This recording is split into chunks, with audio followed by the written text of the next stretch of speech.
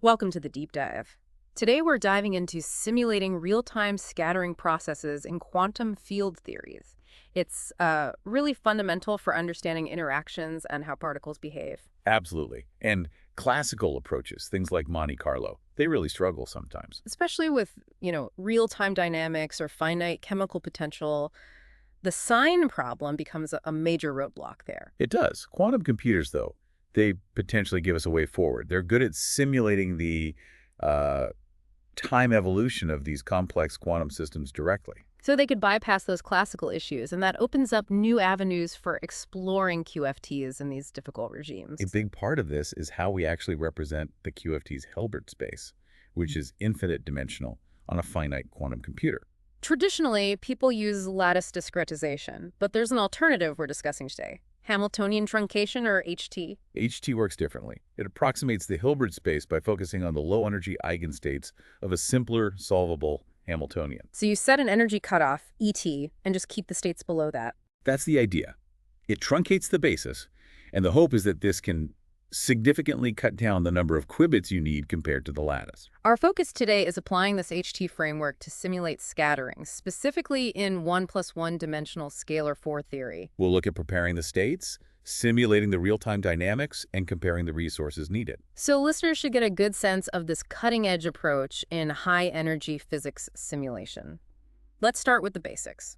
What exactly is Hamiltonian truncation? Well, you can think of HT as a sort of generalization of the Rayleigh-Ritz variational method from quantum mechanics. Okay. We start with the full Hamiltonian H of the theory and split it into H0, which is a part we can solve exactly, usually the free theory. And V, the interaction term. Precisely. Then the basis for our simulation is built from the energy eigenstates of H0. But truncated. Truncated, yes. We impose that energy cutoff, AT, keeping only eigenstates with energy II less than or equal to ET. This gives us a finite basis. And the Hamiltonian in this basis. It becomes a finite matrix.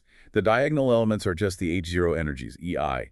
The off-diagonal elements, AHGUA, come from the interaction term V, coupling different H0 eigenstates. So it's EIEIA plus IVGA within this truncated space. That's the structure. One complication, though, is that as you try to improve the approximation by making ET larger, you often run into ultraviolet divergences, just like in standard QFT. So you still need UV regularization and renormalization. Yes, those are generally necessary to get physically meaningful results when you push ET to large values. It's inherent to QFT. Let's make this concrete with the example. 1+1 dimensional 4 theory. Can you lay out the basic setup? Sure. The theory is defined by its Lagrangian density. L equals 12 m phero. Is the scalar field, m its mass, and g is the coupling constant, setting the interaction strength. Right. And we typically put this theory on a circle of length L with periodic boundary conditions.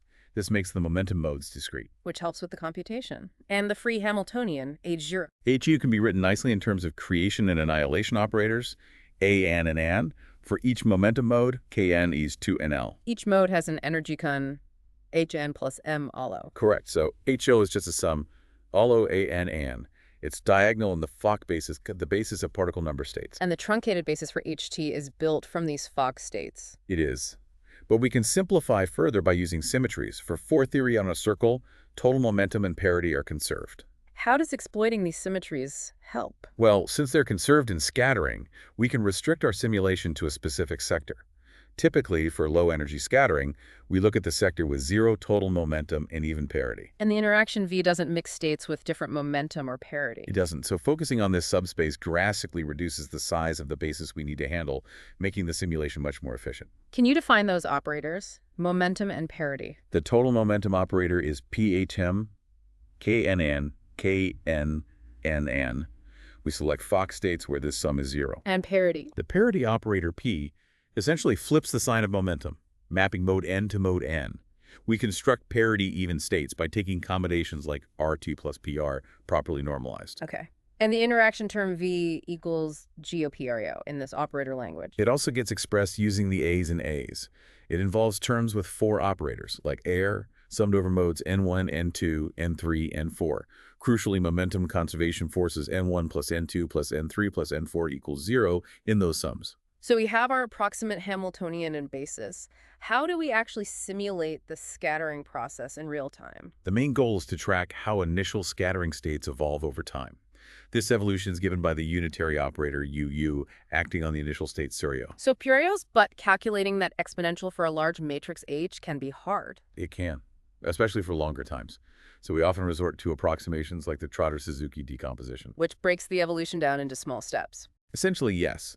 It approximates ECI as a product of exponentials involving H0 and V separately, or parts of them, applied sequentially for small-time increments. Now, preparing the initial state CI, that can also be tricky on a quantum computer. It can. Preparing arbitrary states is hard. We focus on the zero momentum, parity, even sector, which simplifies things. And HT has a nice feature here. Which is? The ground state of the interacting theory within the HT approximation often corresponds closely to the ground state of the free theory HEO, which is just the vacuum state 0U. And the vacuum state 0 is usually easy to prepare on a quantum computer. It's often just the all qubit 0 state. Exactly. So we don't need a complex procedure just to find the ground state. Unlike some other methods, we can then build our scattering states on top of this vacuum. How do you construct, say, a two-particle scattering state? We start conceptually in the free theory, G or 0. We create two wave packets. Each is typically a Gaussian superposition of single-particle momentum states, designed to be localized in space initially, with some average momentum. For scattering, you'd want them moving towards each other. Right. We set them up with equal and opposite average momenta, P0 and narrow P0. Yeah. So the initial state ARs looks like a sum over modes MEC, MAR, MEM. 0, your CM, describes the momentum profile like that Gaussian shape. And then you need to get this state into the interacting theory, G0. For that, we use adiabatic state preparation. We start the system in this free theory state, ARs. Then, we slowly ramp up the interaction coupling G from 0 to its final value over some time period T. The idea being that if you do it slowly enough, the system stays in the instantaneous eigenstate that evolves from the initial free state. So we end up with the corresponding interacting two-particle scattering state. The adiabatic theorem provides the conditions for this. Okay, state prepared, time evolution simulated. How do we get scattering information out? We measure expectation values of observables. A key one is the two-particle density, by 1 by 2, which tells you the probability of finding particles at positions by 1 and by 2. And in the zero momentum sector, this depends only on the relative separation y equals by 1 by 2. Yes, it simplifies nicely. We look at charge. Initially, it might show two peaks corresponding to the wave packet separation. As they collide and interact, You see changes? you see changes. The shape evolves. You might see interference fringes due to the quantum nature and the periodic boundary conditions. And importantly, you can see particle production, meaning you measure a non-zero probability of finding the system in states with more than two particles, like four-particle states, after the collision. This is a hallmark of interacting QFTs. And this approach was tested on actual quantum hardware. It was. Part of the work involved validating the adiabatic state preparation step on an IonQ Area 1 device, a trapped ion quantum computer. Why trapped ions? They have advantages like all-to-all qubit connectivity, which is helpful for the potentially non-local interactions in HT, and generally long coherence times. What did the IonQ results show? They prepared states corresponding to both free and interacting wave packets, using a small number of qubits, like 4. They measured the occupation probabilities of different basis states.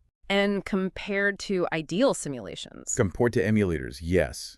There was good qualitative agreement. You could see the effect of the interaction in the measured probabilities. But not perfect. Not perfect. There were discrepancies, some leakage into unexpected states, which were attributed to the noise inherent in current quantum devices, things like gate errors and errors in state preparation and measurement, often called spam errors. That highlights the challenges of near-term hardware. Now, a big part of the discussion is resource comparison. How does HT stack up against the Lattice approach in terms of qubits? This is a really interesting comparison. The analysis suggests HT generally requires significantly fewer qubits than the Hamiltonian lattice formulation, like the one by Jordan, Lee, and Preskill, JLP. How much fewer? It can be quite substantial, maybe an order of magnitude or more, depending on the specific problem parameters like the desired energy scale or precision. What's the reason for that advantage? A lot of it comes back to symmetries. HT builds the symmetries, like momentum conservation, directly into the basis construction. Lattice methods discretize space, and while you can impose symmetries, it often breaks the nice local structure of the Hamiltonian or requires extra overhead.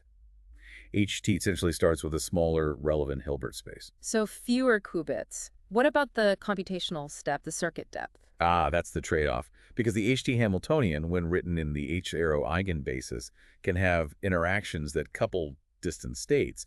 It's effectively non-local in this basis. And non-local Hamiltonians often lead to deeper circuits when using standard time evolution algorithms like Suzuki-Trotter. That's right. The circuit depth for HT with naive trotterization can scale potentially quite poorly, maybe even exponentially with the system size or number of qubits in some scenarios. Whereas lattice Hamiltonians are typically local. Yes, interactions only happen between nearby lattice sites. This locality usually leads to circuit depths that scale polynomially with the system size, which is much better asymptotically. So fewer qubits for HT, but potentially much deeper circuits. That's the core trade-off. For moderate problem sizes, the qubit savings from HT might be the dominant factor, making it competitive or even advantageous, despite the potentially worse circuit depth scaling. Are there ways around the circuit depth issue for HT? There are possibilities. The HT Hamiltonians, while non-local in the H0 basis, are often sparse. This sparsity could potentially be exploited by more advanced quantum simulation algorithms, like quantum signal processing or qubitization. These might offer better asymptotic scaling for the circuit depth. They might, yes. But these advanced methods often come with their own significant overheads in terms of extra qubits or control complexity, which might make them less practical for near-term, noisy quantum computers. So Suzuki-Trotter might still be the most practical approach for now, despite the scaling. For the near term, quite possibly. It highlights this fundamental choice. HT prioritizes symmetry and continuum features, leading to qubit efficiency but non-locality in the basis.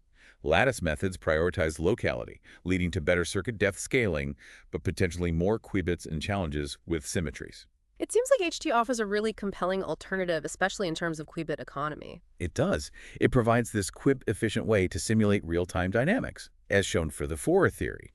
The direct mapping of the ground state and the easy incorporation of symmetries are definite pluses. But the challenges are real too, especially for current hardware circuit depth and noise, as the IonQ results indicated. Absolutely. Progress will depend on improvements in quantum hardware, reducing noise and increasing qubit counts and coherence, but also on developing smarter algorithms tailored for HT or mitigating its circuit depth issues. So looking forward, could Hamiltonian truncation become the go-to method for simulating these fundamental interactions as quantum computers mature? Could it give us a new perspective on particle physics that's currently out of reach? It's certainly a promising contender. Whether it becomes dominant depends on how the hardware evolves and how well we can tackle that circuit depth challenge. But it definitely offers a different, potentially very powerful lens for looking at QFT problems that are intractable classically. It's an exciting direction. Indeed. Thank you for walking us through this deep dive into simulating real-time scattering with Hamiltonian truncation on quantum computers. Thank you for having me.